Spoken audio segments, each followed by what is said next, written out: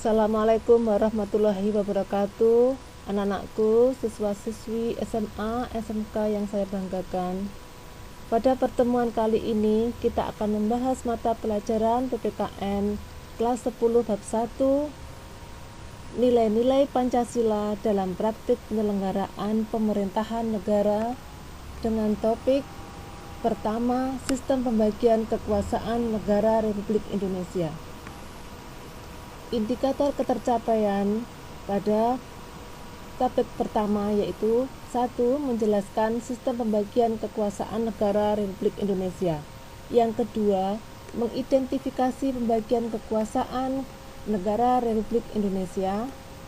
Yang ketiga, menyaji hasil telaah identifikasi pembagian kekuasaan negara Republik Indonesia. Yang keempat, menerapkan perilaku jujur dan tanggung jawab selama kegiatan berlangsung. Sistem pemerintahan adalah cara pemerintah dalam mengatur semua yang berkaitan dengan pemerintahan. Sistem ini berfungsi untuk menjaga kestabilan pemerintahan, politik, pertahanan, dan ekonomi. Pemerintah mempunyai kewenangan untuk mengatur seluruh rakyat dan menjaga keutuhan wilayah negara untuk mencapai kemakmuran rakyat. Pemerintah Indonesia menjalankan kekuasaan negara yang diatur dalam Undang-Undang Dasar Negara Republik Indonesia tahun 1945. Pemerintah Negara Kesatuan Republik Indonesia sebagai pemegang kekuasaan negara terdiri atas dua tingkatan, yaitu pemerintah pusat dan pemerintah daerah. Pengertian kekuasaan. Kekuasaan adalah kemampuan seseorang untuk mempengaruhi orang lain agar melakukan tindakan-tindakan yang diperintahkannya. Kekuasaan negara adalah kewenangan negara untuk mengatur seluruh rakyatnya untuk mencapai keadilan dan kemakmuran serta keteraturan. Macam-macam kekuasaan negara. John Locke membagi kekuasaan menjadi 3 kekuasaan yang meliputi kekuasaan legislatif, yaitu kekuasaan untuk membuat atau membentuk undang-undang. Yang kedua, kekuasaan eksekutif, yaitu kekuasaan untuk melaksanakan undang-undang, termasuk kekuasaan untuk mengadili setiap pelanggaran terhadap undang-undang. Yang ketiga, kekuasaan federatif, yaitu kekuasaan untuk melaksanakan hubungan luar negeri. Sedangkan menurut Montesquieu dengan teori trias politica membagi kekuasaan menjadi 3, yaitu kekuasaan legislatif, yaitu kekuasaan untuk membuat atau membentuk undang-undang. Yang kedua, kekuasaan eksekutif, yaitu kekuasaan untuk melaksanakan undang-undang. Yang ketiga, kekuasaan yudikatif, yaitu kekuasaan untuk mempertahankan undang-undang, termasuk kekuasaan untuk mengadili setiap pelanggaran terhadap undang-undang. Berikutnya, konsep pemisahan kekuasaan dan pembagian kekuasaan. Secara umum, di dunia ini dianut 2 sistem pengelolaan negara, yaitu ada sistem pemisahan kekuasaan dan ada sistem pembagian kekuasaan. Pemisahan kekuasaan adalah kekuasaan negara itu terpisah-pisah dalam beberapa bagian, baik mengenai organnya maupun fungsinya. Setiap lembaga menjalankan fungsinya masing-masing. Contoh negara yang menganut mekanisme pemisahan kekuasaan ini adalah Amerika Serikat. Sedangkan pembagian kekuasaan adalah kekuasaan negara itu dibagi dalam beberapa bagian, yaitu legislatif, eksekutif, dan yudikatif, tetapi tidak dipisahkan. Hal ini membawa konsekuensi bahwa di antara bagian-bagian itu dimungkinkan ada koordinasi atau kerjasama. Mekanisme pembagian ini banyak sekali digunakan oleh banyak negara di dunia, termasuk Indonesia. Berikutnya, konsep pembagian kekuasaan yang dianut Indonesia. Mekanisme pembagian kekuasaan di Indonesia diatur sepenuhnya di dalam Undang-Undang Dasar Negara Republik Indonesia tahun 1945. Penerapan pembagian kekuasaan di Indonesia terdiri atas 2 bagian, yaitu pembagian kekuasaan secara horizontal dan pembagian kekuasaan secara vertikal.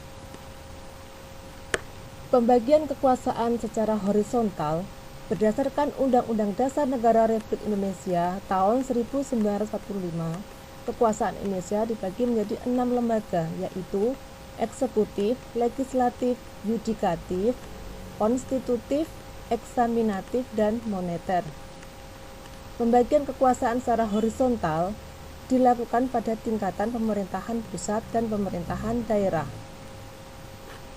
Kekuasaan legislatif adalah kekuasaan untuk membuat dan menyusun undang-undang. Kekuasaan legislatif Indonesia dipegang oleh Dewan Perwakilan Rakyat atau DPR yang keanggotaannya dipilih secara langsung oleh rakyat melalui pemilihan umum sebagaimana ditegaskan dalam pasal 20 ayat 1 Undang-Undang Dasar 1945 yang menyatakan Dewan Perwakilan Rakyat memegang kekuasaan membentuk undang-undang.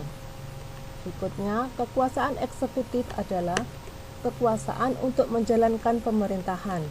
Kekuasaan eksekutif Indonesia dipegang oleh Presiden sesuai dengan yang tercantum dalam pasal 4 ayat 1 Undang-Undang Dasar tahun 1945 yang menyatakan Presiden Republik Indonesia memegang kekuasaan pemerintahan menurut Undang-Undang Dasar. Artinya, Presiden menjalankan tugasnya berdasarkan ketentuan yang terkandung dalam Undang-Undang Dasar. Berikutnya, kekuasaan yudikatif atau disebut juga kekuasaan kehakiman adalah kekuasaan untuk menyelenggarakan peradilan guna menegakkan hukum dan keadilan. Kekuasaan ini dipegang oleh Mahkamah Agung dan Mahkamah Konstitusi sesuai pada pasal 24 ayat 2 Undang-Undang Dasar tahun 1945 yang menyatakan bahwa kekuasaan kehakiman dilakukan oleh sebuah Mahkamah Agung dan badan peradilan yang berada di bawahnya dalam lingkungan peradilan umum, lingkungan peradilan agama, lingkungan peradilan militer, lingkungan peradilan tata usaha negara, dan oleh sebuah Mahkamah Konstitusi. Kekuasaan konstitutif adalah kekuasaan untuk mengubah dan menetapkan undang-undang dasar.